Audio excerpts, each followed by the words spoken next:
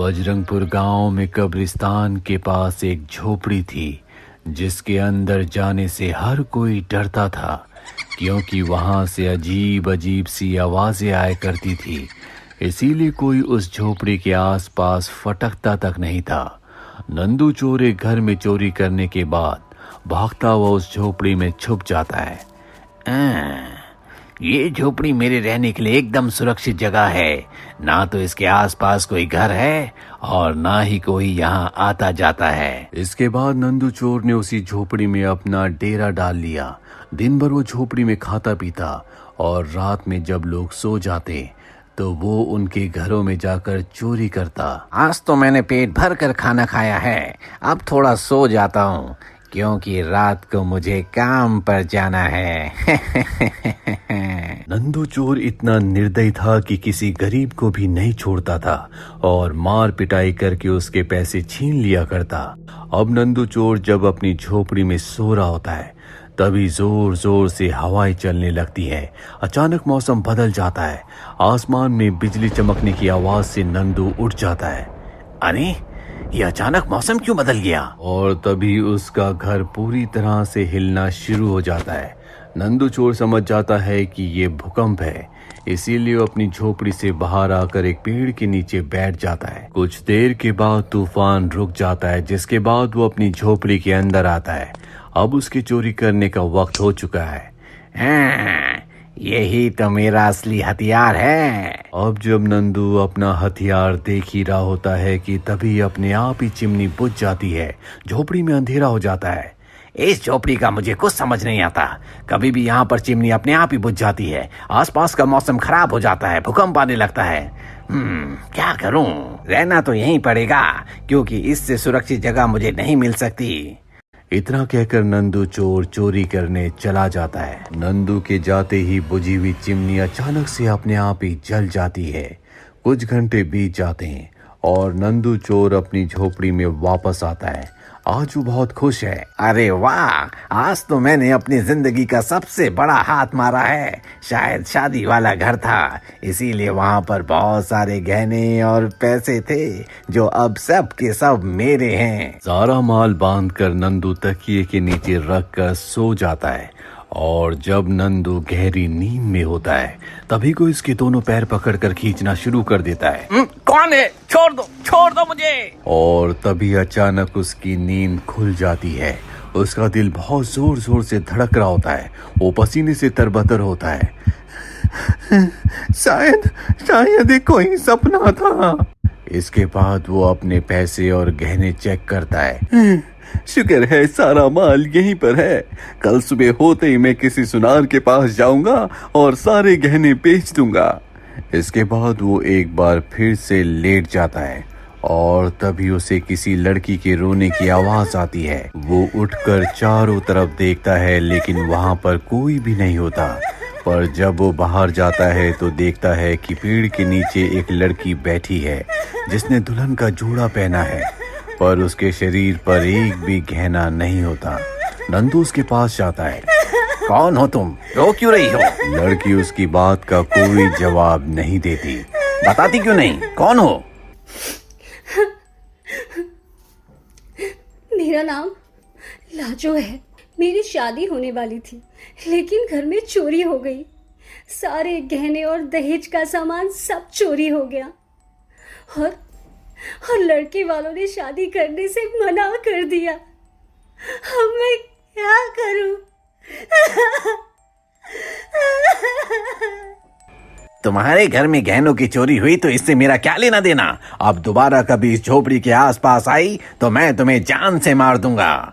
ये कहकर नंदू झोपड़ी के अंदर वापस आ जाता है। सुबह होते ही नंदू गहनों की पोटली उठाता है और घर से बाहर निकलने की तैयारी करता है, पर तभी तेज हवाएं चलना शुरू हो जाती है।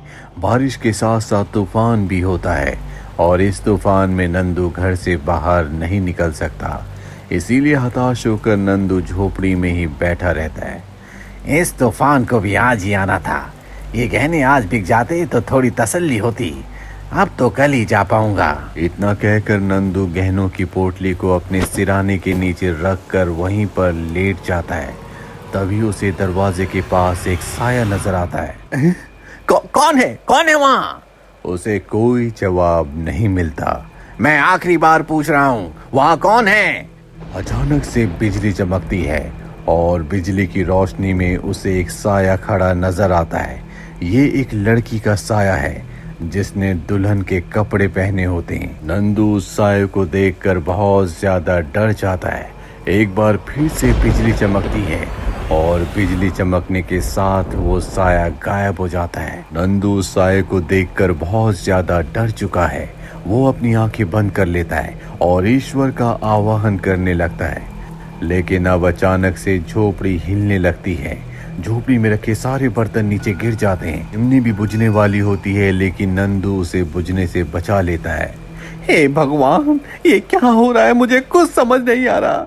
मेरी रक्षा करो। सुबह हो जाती है और नंदू फिर से गहनों को बेचने के बारे में सोचता है।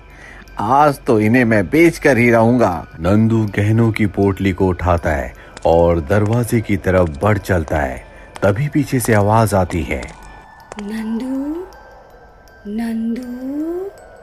नंदू बहुत ज्यादा घबरा जाता है क्योंकि झोपड़ी में उसके अलावा और कोई नहीं रहता। नंदू पूरी हिम्मत से पीछे देखता है तो वहां पर वही दुल्हन बनी लड़की खड़ी होती है। उसका चेहरा बहुत ज्यादा डरावना होता है। उसके बाल बिखरे हुए हैं। नंदू इतना डर जाता है कि झोपड़ी के कोने में जाकर छुप जाता है। डरते डरते नंदू से पूछता है, तुम कौन हो? मैं लाजो हूँ। वो लड़की धीरे से नंदू के पास आती है। मुझसे क्या चाहती हो? ये गहने। नंदू अपने गहनों को छुपा लेता है। ये गहने मेरे हैं, मैं नहीं दूंगा। मैंने बहुत मेहनत से कमाए हैं। ये गहने तेरे नहीं हैं, तूने चुराए हैं एक शादी के घर से। तुम्हें कैसे पता? मुझे सब पता है। मुझे बेवकूफ बनाने की कोशिश मत करो। नंदू अपनी जेब से अपना चाकू निकालकर उसे दिखाता है, पर तभी वो अपना हाथ हिलाती है जिससे नंदू हवा में उल्टा लटक जाता है। अब मुझे नीचे उतारो, छोड़ दो मुझे। लाजो एक बार फिर से अपना हाथ हिलाती है और नंदू ऊपर से नीचे आ गिरता है। जिस झोपड़े में तू रहता है ये मेरा घर है। मेरे घर में कोई नहीं रह सकता। कभी मेरा भी अपना घर था जहाँ मैं अपने माँ बाप के साथ रहा करती थी। मेरी शादी होने वाली थी। मेरे माँ बाप और हम सब बहुत खुश थे। मेरे माँ बाप ने मेरी शादी की बहुत तैयारियां की थी।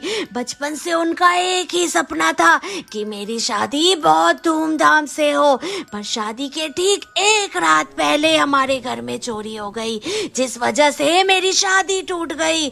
मेरे माँ बाप, जिनकी समाज में बहुत इज्जत थी, वो इस दुख को बर्दाश्त नहीं कर पाए और उन दोनों की एक साथ मृत्यु हो गई। सिर्फ एक चोरी की वजह से मेरा पूरा संसार उजड़ गया।